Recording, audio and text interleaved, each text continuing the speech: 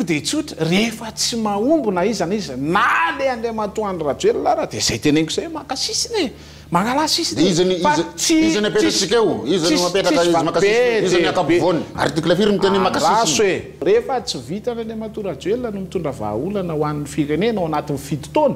dia lalam-panorenana koa no mamefa efana azy ametra-pelana azo ny atao zany ohatra ny asoronao anatin'ilay olana foana lay filohan'ny repoblika izay nampindraminy io lanim-bahoaka io ny lanim-bahoaka le rangaha ty dia io alohany eo mandatsahava koa tsika amin'ny 2028 dia lanitsika koa dia mialatsiny fa fomba fiteniko ihany miakatra fa zaho koa tsy ho sarim-bava ny vahiny tao amin'ny fandaharana Ankitsipo tamin'ny voalohany volana novambra 2024 lasa teo tao amin'ny televizionna Kolo TV i Andriamatoa Guy Maxime Ralesehino sy Andriamatoa Paulo Emilio Raolinarivo Solinavalona.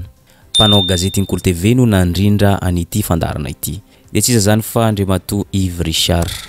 Amin'ny ankapobeny dia zao saika manaiky sy miombon-kevitra amin'ny tsy fahombiazan'ny fitondrana Rajoelina ity izy roa nasaina tamin'ity fandaharana Ankitsipo ity. Dia tsy zany fa Paulo Emilio sy Guy Maxime. Fa kosa ny an'ny Paulo Emilio kosa dia misy fetrany. Teboka roa be zao no tsy nekeny Paulo Emilio tamin'ity fandaharana ity. Ny voalohany dia ny hoe tokony ametra-pelana rehefa hita fa tsy naomby tao anatin'ny fotoana lava sy ny fanesesy Andry Rajoelina. Ny faharoa dia ny hoe Andry Rajoelina no tompon'antoka sy tompon'andraikitra amin'izao fahasairana ny vahoaka izao, indrindra fa amin'ny olan'ny fahatapan'ny rano sy ny jiro. Eny taona izy teo nefa tsy nahita vahaolana mandraky ity androany. Tsy ekeny Paulo Emilio izany satria zao tsy tokony ametra-pelana filohan'ny Rajoelina hoy Paulo Emilio satria mbola tsy fantatra iza no ahasolo azy. Araka izany tokony hiaritra ny tsy fahombiazan'ity fitondranan'ny Rajoelina ity ny vahoaka malagasy.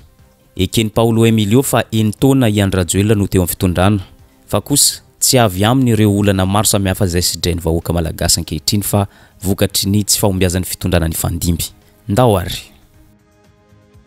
raha nanaraka ankaiky an'ity fandaharana Ankitsipo ity sika dia nahatsikatra tsara fa nipetraka teo amin'ny mpanohana ny fitondranana i Andriamatoa Paulo Emilio, fa kosa nisoritany mazava tsara fa tsy mpisolelaka izy. I Andriamatoa Guy Maxime kosa no nipetraka teo amin'ny toerany mpanohitra ny fitondrana na ireo manohitra ny zavatra tsy mety ataon'ny fitondrana ity ary manolotra vahaolana. Nanakena ny fanampan-kevitra izay noraisin'ny filoha Andry Rajoelina tamin'ny herinandro lasa teo iny i Paulo Emilio.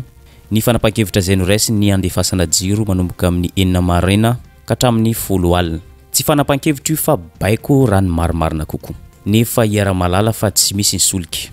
Tsy Andry Rajoelina ihany no nikianiny fa ny fihetsik'ireo mpiasan'ny jirama izay nanaiky nangina teo imason'ny filoha Andry Rajoelina sy teo anoloan'ny mpanao gazety maro samihafa. Tsy nasany laza ny tena olana misy ao amin'ny jirama dia tsinona zany fa ny tsy fampiny solika. Raha ny amin'ny Paulo Emilio manokana dia tokony niteny ireo mpiasan'ny jirama ny olana tena misy ato amin'ity orinasa ity mba hialana amin'ny hoe jirama foana no bedesina, jirama foana no tratra farany, nefa ny fitoram-panjakana no tsy mameno ny banka. Dia nilatsaka teo moa ny filoham-pirenena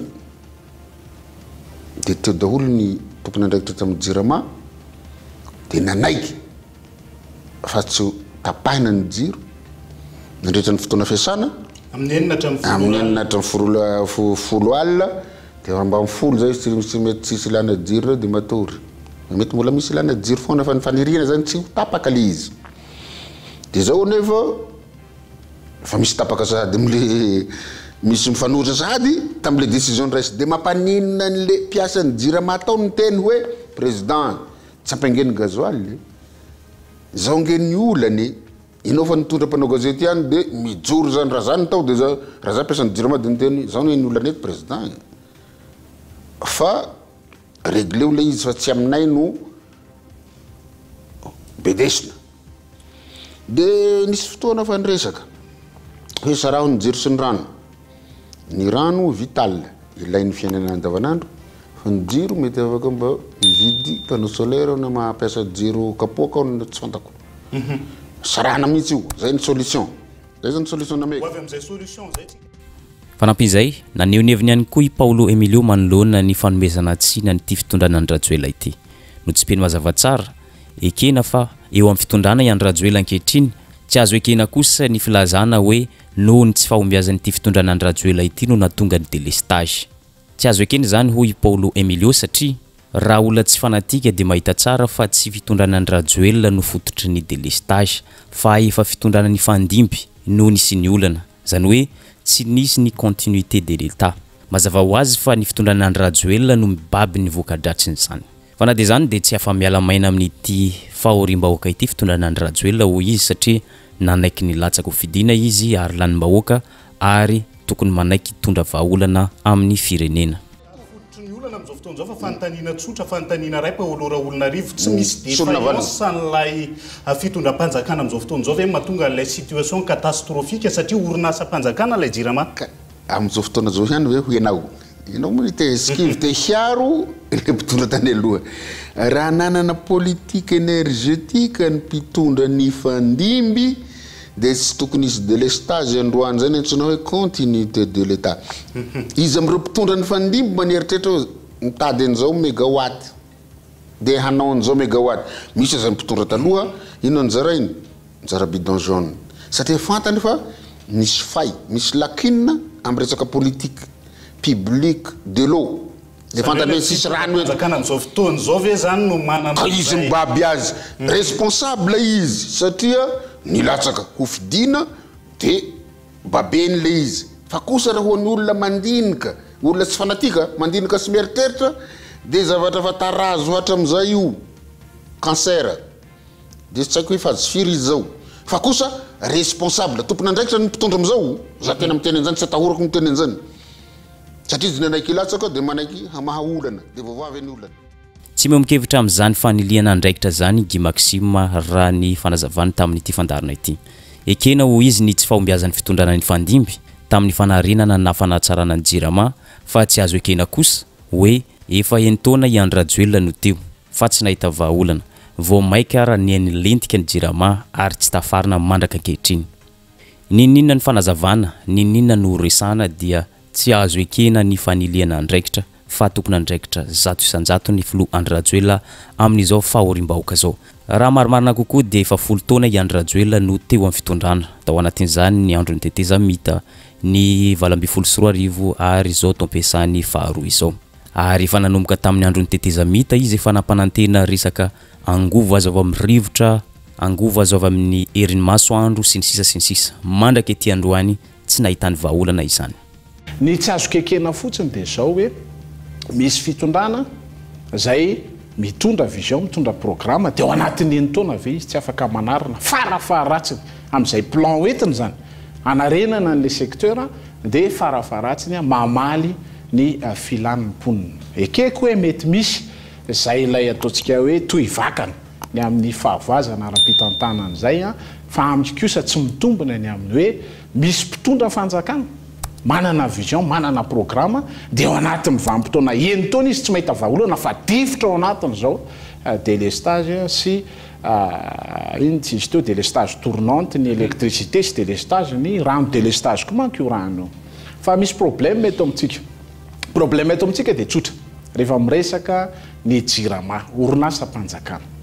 ny orinasa-panjakana maha orinasa-panjakana azy dia miainga aloha zany amin'ny fitatana kapoben'ny fanjakana zay le organisation de l'État resahan'ny Paolo zany mety marina une grande partie fa tsy mitombona koa amin'ny lafiny ngeza be satria ny antony dia tsotra ny mpitondra anankiray dia tsy maintsy aloha mandinika ny lasa inona ny zavatra nisy lasa ary inona ny programme hoentiny Andriamatoa Rajoelina ngeno ny teny tamin'ny fampelezan-kevitra mbola ao anatin'ny vanim-potoana ny teteza mita ary izy dia efa tsy maintsy haregniko ny Jirama zany hoe tamin'ny taona 10 sy 20 dia efa zay ny tenen'ny Rajoelina hoe anarina ny Jirama ary tsy maintsy voarintsika ny Jirama ary tsy maintsy mamokatra nanakena ny fanampahan-kevitra zay no raisin'ny fitondram-panjakana indrindra fa fanampahan-kevitra zay no raisin'ny filoha Andry Rajoelina Guy Maxime satria zao ny baiko midina zay nataon'ny filoha Andry Rajoelina ho an'ny Jirama dia midika fa miabetsaka ny vola voakan'ny fitondram-panjakana ho an'ny Jirama zany hoe mia mampilentika ny orinasa Jirama ny fanampahan-kevitra zay no raisin'ny filoha Andry Rajoelina raha olona tena efa ela nitondra teo amin'ny fitondrana Andry Rajoelina dia farafaharatsiny dia tokony efa tafarina ny 9 isanjato ny Jirama amin'izao fotoana ankehitriny zao mampalahelo izy fa tsy hita fa voakan'izy ireo ny jirama mandraka ankehitriny ary tompona ndraikitra zato isanjatony amin'izany iflohandrajoela sy ireo zay manodidina azy fa amiko ny mahatonga n'izao olantsika izao dia miamavesatra amin'ny fitondram-panjakana ny subvention zay mivoaka amin'ny kitapom-bolam-panjakana mandeha makany amin'ny jirama zany hoe tsy misy mihitsy zany na de nisy aza ny plan de redressement ho an'io jirama io dia ny eritreretina fa ny vahaolana oentina Andriamatora tamin'ny taona 17 no amahany zany fototr'olana rehetra zany fa tsy zay io zany nyvesary ny voaka malagasy tsika zany tsy tokony manilika any aminay na ny tany aloha rehetra de problème na continuité de l'état amiko raha réaliste amin'ny fanjakana de tao anatin'izay enitaona zay de farafaratsiny am'va amina 100 isanjato zao olana sedrainy vahoaka malagasy zao azadino tsy atao Tananarivo rery ange no misedra n'izao délestage zao manerana amin'ny Madagasikara sy ngeny vopartany rehetra de misedra ny olona ny délestage zany ary zao ny tena loza io rano eto izy zao voatsapa fa any Tamatavy fotsiny nge raha izy koatra fa tena problème mange famatsian-drano zany hoe tsy nisy politika mazava no entina Andriamatora na mahana n'izao fototra zao problème zao de izy no mizaka azy rariny loatra raha izy mizaka azy satria tsy misy programme ny ainga avy aminy fa fampanantenana bokatiny nataony hoe hitondra 450 mégawatt aizy zany am'izao tsika teny zao lasa aloha nisy programme zany saofiko zany programme tamin'ny 3 sy 4 arivo zany volo B2 zany programme tamin'ny 3 sy 4 arivo amahana ny olona ny jiro misy ny programme lead amahana ny olona ny rano teto aizy zany am'izao tsika miteny zao miala tsiny kosa aloha tompona andraikitra tsy afa miala am'izao fahavoazan'izao Andriamatora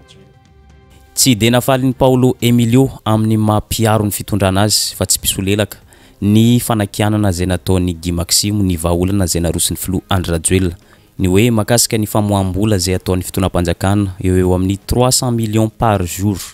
entina anodinana ny orinasa jirama amelomana jiro manomboka amin'ny 9 ora maraina ka hatramin'ny 10 ora alina raha ny amin'ny Guy Maxime manokana de mahitsiny azy tsy tena vahaolana io fa vahaolana petatoko entina anatsarana ny image ny fitonam-panjakana eo mason'ny vahoaka akana ny fony vahoaka raha ny maromana kokoa amin'izao fifidianana be ny tanàna izao tsy nafaly an'i Paulo Emilio zany rehetra zany ampiasa n'ireo turbine roa lehibe zay andanina eo amin'ny 300 tapitrisa ariary isan'andro 9 milliards ariary ao anatiny ray volana manahoana zany mety tsy possible ve tsy réalisable ve zany ireo ataontsika hoe vahaolana nentin'ny fitondram-panjakana nentin'ny filohan'ny republique nandritra ny fidiny fotony teny ambomanamboly ireo ao anatin'ny vanim-potoana fifidianana be ny tanàntsika de amiko vahaolana tematemaka maimaika azavaiko tsara tianao tsy vahana azavaiko tsara azavaiko tsara aloha tsy hoe tsy tianao vahana andaso aloha de mitenenao tsy mandraindraiky tsy tianao vahana andaso aloha mpona fanjarako zao ny olana makasika ny jirama lay mividy mivarotra fahatiantoka de tsotra misy olana amin'ny fournisseur ny jirama amin'io herinaratra io mividy 11 cents ary tsy maintsy mivarotra 6 cents ny jirama ny akamaroan'ny herinaratra vokarina eto Madagasikara de fantatritsika loatra fa centrale zay fantatritsika termique mampiasa gasoil mampiasa vola zay daholy ny akamaroany inona ny fototry ny olana raha manao défi Andriamatora Rajoelina de averiny amin'ny fanjakana reo mpamokatra herinaratra eo eto Madagasikara zany amiko ny vahaolana fa tsy amorona famoaham-bola vaovao an'ny fanjakana malagasy famoaham-bola vaovao plus de 100 milliards d'ariary akoatra 1500 milliards d'ariary de subvention omena jirama de mbola misy indray zany 500 milliards d'ariary amboniny omena an'io station anankiray hosokafan'io ao anatin'ny vanim-potoana heritaona roataona ny telo amiko zany tsy vahaolana raha ohatra ka mikaroka vahaolana maritra averenao fanjakana aloha reo tsy de nahita ambara firy Paulo Emilio manoloana ity resaka ity ka lasa ny resaka ny tsy firaisan-kinan'ny malagasy manoloana n'izao fahoriana zay manjoany vahoaka zao nakasarany ohatra ny Rosia sy Ukraine ary Rwanda sy ny sisa izy ka rehefa lasa lavitra loatra ny resaka zay nataony de tsy maintsy notapahany mpanao gazety Yves Richard izy ary notapahany Guy Maxime remarque kely sy fanentanako ny vahoaka malagasy tsika moa zany fanatika raha nitovy amin'ny toetsaitsika malagasy maka fahavaliny mpitondra ny fandimby ny cas misy any Rosianina amizao efa maty Vladimir Poutine satria Vladimir Poutine de mamono olo de vonon'olona ny tafika Rosianina zay miady amin'ny Ukraine sady mamaly ireo firenena tandrefana fa maninona izy tsy voa mbola mijoro de miaraka amin'le vahoaka Rwanda n'attaquer tandrefana Kagame andraso aloha namana solidarité nisy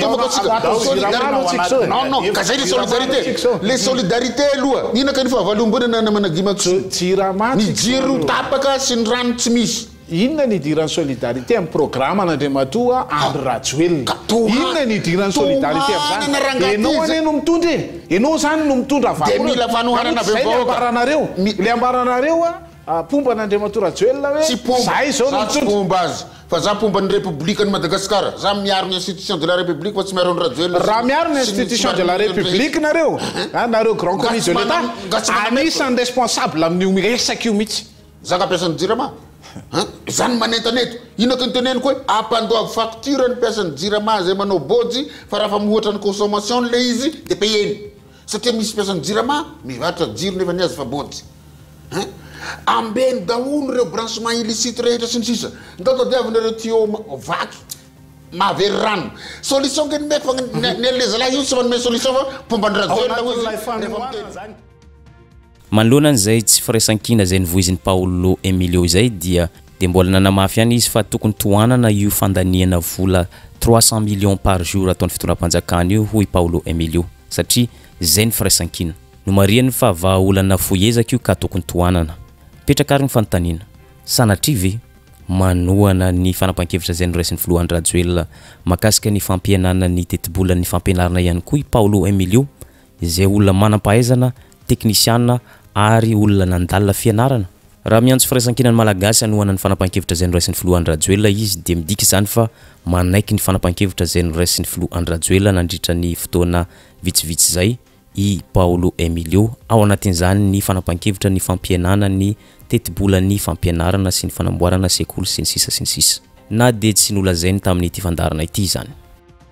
azo tohanana zany solution ny eto foron'ny République teny ambomanambola zay nambaran'izao teneniko aminao filohambola lay resaka 300 tapitrisa ariary anodinana ny turbine roa ao anatin'ny ray andro zay le mbola famoahana volam-panjakana zany tohanana zay mbola famoahana volam-panjakana zany solution zany tsy solution zany mbola famoahana volam-panjakana zany ina dikany solution à court terme kasi maintsy zay ny aloha natao satinao izy tapaka de irongatra ny olona de entona ve anao tsy mahita solution à court terme ka mitady izy zako à long terme raha ny tokony efa noentinao raha entona tadiavinao ny tsy misy zany tadiavinao de aleonao zany tsy misy le solution tsy misy solution nomeko anao hoe manao défi Andriamatoa Rajoelina zay manakatona mamerina andreo reo orinasa mamokatra herinaratra eto Madagasikara reo miverina amin'ny fanjakana mandritry ny herintaona zany solution zany azo ny atao zany ary fahefana ananany falohan'izay zany solution zany satria enao le miteny hoe mitsetitra enao le miteny hoe mitsetitra ny fanjakana malagasy tena mitsetitra misy reo de zay mila stoppena zay izy mitsetitra zay ndao iresaka ny vahaolana zay natolotry ny izy roa lahy reto isika vahaolana vitsivitsy no natolotry ny Gimaxi voalohany amin'izany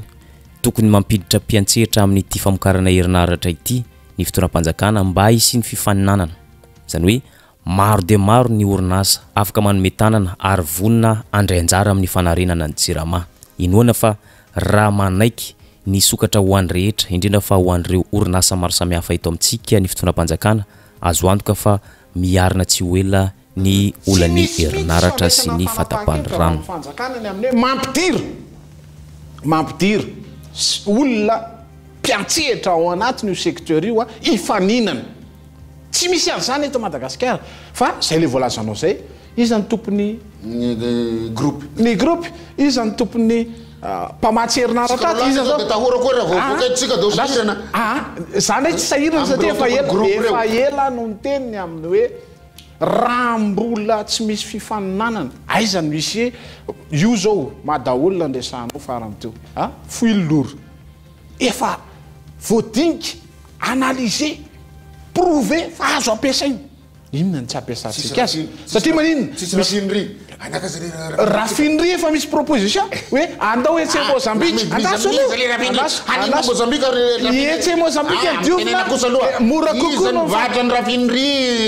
Ngiamar Karavalmanana zany Ngiamar Karavalmanana zany ka tsy salasalana mihitsy fa zany anisany faute grave nataon'Andriamatoa Mar Karavalmanana sambanao nasany teny anjay androany azafady za tsy pomba Mar Karavalmanana azafady tsy hoe mombana tsy pomba nefa rafa disy de mahitsy amiko rehefa mahitsy de mahitsy ary za anisany masika amin'ny fiainam-pirenena sy ny fiandrianam-pirenena zay mahatonga amin'ny teny Rajoelina frantsay nge mamevana amin'ny frantsay eto Madagasikara amin'ny fomba ahoana ny afahany mamerina ny tombontsoa amin'ny malagasy ho an'ny malagasy de amiko raha misy défi zany izy de zao reo rehetra reo tompoko de mivarotra lafo amin'ny jirama aenao ny vidiny hividanana fa be de be ny vahaolana faharoa zay de zao tokony ataon'ny fanjakana na orinasa jirama ny ampiena ny fandanidaniam-pona zay ataonyity fitondram-panjakana ity sy ny ataony orinasa jirama ary zay zavatra zay no takiny mpamatsy vola mahazatra toy ny Banque mondiale sy ny sisa arak'izany politika ny taleny jirama no mampiena zany fandaniam-pona zany ao amin'ity orinasa panjakana ity ary zay vahaolana zay mifandraika amin'ny fanehoan-kevitry Paulo Emilio izay nivoy fa tokony andraisana fanapahan-kevitra manokana ireo tsy mandoa facture toy ny ministera maro samihafa eto amintsika ao anatin'izany ny présidence sy ny sisa mba ampiena ny vola mivoaka na fandaniana zay ataony jirama be de be mpamokatra te hitondra ny anjara brikiny anarenana ny jirama amin'ny fampiantoka iainana de tsotra be ny Banque mondiale farany amaranako azy tsotra be ny Banque mondiale ny plan de redressement jirama de tsy maintsy miainga amin'ny fanenana ny gaspillage fandanda ny pona ataony perte antérieure ko nge perte administrative fa mazava loatra fa zay gaspillage zay no tsy maintsy politique an'ilay tale général de sahirana Andriamatoa Rajoelina satria mana candidat be ny tanàna izy eto tanàna Antananarivo de azavadika politique technique ny vahaolana ankoatr'izay tokony hovaina ny statut jirama tsy mila famatsim-bola avy amin'ny fanjakana intsony fa tokony apetraka ho maleo tena jirama tsy hisy idirany fitondram-panjakana zany hoe tokony mitady fidiram-bola ohatra toy ny varotra na fitadiavana loharanom-bola maro samihafa hoy Paulo Emilio na de io aza zany rehetra zany na sisiny kely ihany ny olana izay misy ao anatin'ny jirama izay tsy sainy rehetra resana laza izy fa misy orinasa tsy ankitonina anarana na anonyme no mitsinitra ny orinasa jirama ary azahoan'ireo orinasa tombony ny fatiantoka eo amin'ny jirama ary zay zavatra zay no tokony foanana tsy ho hisy intsony hoy Paulo Emilio débat atao eto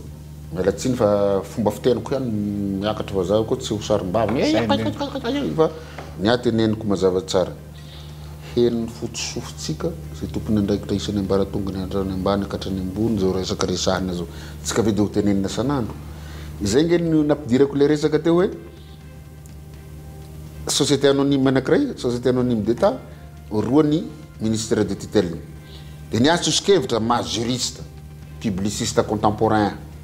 ovao ny statut ny jirama ataovo établissement public national à caractère industriel et commercial de tsy mila subvention tsony fa varotra ny taony ao de asenako fa misy mon conseil d'administration etc de asakasany raha anaovanta perte de ny responsable ny ordonnateur ao zany no mifafa migadra fa izy société anonyme eo io ny olana hoe 4% ny participation ny fanjakana de 4% izy no associé ao satria société anonyme zay le dikany anonyme tsy fanty tsisy mangarahara le izy izy any ambadika ao Guy Maxime ndao mba hanao recherche makasika hoe izy ny fournisseur efa vahaolana maromaro no narosony Guy Maxime fa ity anankiray ity kosa de tena manandanja ary tokony ampiarina de tsinona zany fa fametram-pialany fitondran'Andry Rajoelina ao anatin'izany ny filoham-pirenena premier ministre sy ireo gouvernement rehetra manodidina azy no mariany mazava tsara fa i Andry Rajoelina mivoy foana fa hoe homme d'état raha tena homme d'état tokoa Ian Rajoelina dia tokony manaiky ny tsy fahombiazana ary tokony ametra-pialana ary ara-dalàna zany ary ekeny lalam-panorenana tsy nafaly amin'ny Paolo Emilio zany ary tsy ekeny satria zao tsy tokony angataka divorce ny ray mpianakaviana na reny mpianakaviana tsy mavita didy fa tokony hiaritra sy hitady ny fomba rehetra ahitana vahaolana. Fanazavana anapiko fanazavana ho amin'ny Paolo article 54 gouvernement défaillant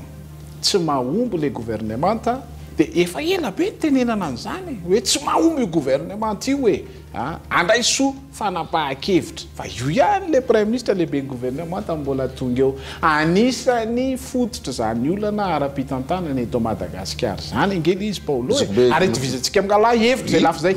anko dia tsotra rehefa tsy mahomby na izy na le andeha matoandro Rajoelina raha dia zay teneniko zay makasisiny e mangala sisiny izy napetratsika eo izy mapetraka izy makasisiny izy ny akapovoany PDB ny manampahaizana malagasy fanao politika miala amin'ireo mihitsy tsika miala amin'ireo anankiroa mivezivezy mampiady lava sy mampijaly olom-pirenena maro anaran'olona ianao izy koa tokony mapetraka eo zany ankoa dia tsotra e iza za tsy miteny hoe iza le olona sa iza mety ho enao mety ho za mety ho olo-kafa tsy enao ny atoroko an'izany fa ny lalam-panorenana malagasy mazava tsara ny fahefana article firy miteny makasisy hoe fahefana mazava tsara mpanatanteraka mpanao lalàna ary fahefa-pitsarana mazava zany makasisy ny voalohany indrindra dia prime ministre lehibe ny gouvernemanta azo esorina amin'ny alalan'ny parlement na amin'ny alalan'ny fahatsapana Andriamatoa Andry Rajoelina fa défaillant tsy mahomby dia article 54 zany raha izay faharoa dia zao rehefa tsy vitany Andriamatoa Rajoelina no mitondra vahaolana ho an'ny firenena ao anatin'ny fito taona dia lalam-panorenana koa no manome fahefana azy ametra-pialana azo ny atao zany. Ankoatran'izany rehetra zany ny vahaolana farany zay natolotry ny Guy Maxime dia zao fotoanan'izao hoy izy tokony ametrahana ny fifampidiniana ara-politika adevitra ara-teknika sy ny sisa mba hialana amin'ity krizy matsiravana izay mianjady amin'ity firenetsika ity. Raha sanatrika mbola miziriziry ihany filohan'ny Rajoelina tsy misokatra ho an'ny rehetra tsy te hiaino ny hafa dia mbola izao ihany no anjoan'ny Madagasikara dia mbola idona amin'ny poto ihany ny vahaolana izay atolotry ny filoha Andry Rajoelina. Dia ampy fotoana zao hoe isiny ny adevitra goavana eto amin'ity firenetsika ity zay nge le teneniko foana hoe sommet des citoyens asivo adevitra politika asivo adevitra teknika asivo adevitra ho an'ny tontolo ho amin'ny hoavy Madagasikara fa raha vao mbola miziriziry amin'io Andriamatoa Rajoelina io ange fa tantarany tany aloha io efatra amin'ny elany ianareo no isany nangataka an'izay concertation sy ny maro hafa zay fa hitatsika raha lay fitondram-panjakana amin'izao fotoan'izao lay filoham-pirenena ave mety manahoana ny fahitanareo anazy ny fahavononany amin'izay iroso amin'izay fionam-be zay sy ny fifampidiniana amin'ireo sehatra maro asa aloha tonga dia valiko le izy misy olona ao anatin'ireo fitondranareo tsy manaiky hainao n'le zalahy reto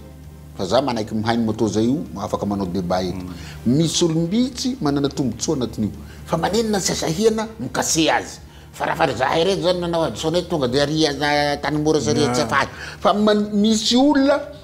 manana fahefana tsy nomeny lalam-panorenana azy eto Madagasikara zay ny tiany hoe adema inona hermade inona zay ny tiany ho tenenina fa tsy sany no miteny direct azy fa za technicien na miteny azy hoe misy olona tsy nomeny lalam-panorenana fahefana fa manana réseau dia ry zareo no mitondra ny tanàna eto dia tokony mailomailo le président omeny lalam-panorenana fahefana hitondra ny tany sy ny fanjakana dia ao koa ny prime ministre dao le manaiky an'izay fifampidiniana ara-politika sy fifampidiniana ara-teknika sy ny maro hafa zay i Paolo Emilio ary manaiky ny tokony anaovan'ny fitonam-panjakana ny dingana amin'izany. Tsy mahagaga ho izy raha mampiseho ny fomba fihetsika zay tsy dia azo alaintahaka dia tsyna zany fa tsy mihaino ny hafa ity fitondrana ity satria ny olona manodidina ny filoham-pirenena no mandrara azy tsy hihaino ny hafa tsy hihaino ny mpanohitra tsy haino ireo manolotra sosikevitra sy ireo vahaolana maro samihafa hany ka safidiny azy hoe Paolo Emilio ka zao no manjoan'ny Madagasikara. Araka izany rehetra zany dia mbola mipetraka amin'ny fomba fijeriny ihany Paolo Emilio ny hoe tokony hipetraka amin'ny toerana mahafiloham-pirenena azy ny filoha Andry Rajoelina ary amitatra amin'ny farany ny mandany amin'ity mandat faharoa ity. Aleo ny vahoaka zay nifidy azy hiaritra hatramin'ny farany fa amin'ny 2024 koa no manao fifidianana olombavao hoy Paulo Emilio. Efa ntanina hoe ohatry ny asorinao anatin'ilay olana foana lay filohan'ny repoblika zay nampindraminy lay olanbahoaka lay fahefana amin'ny fotoan'izao. Kezevanao nge za io fa za soazonao amin'izany hoe aongan'ny filoha zay tena ho teneniko na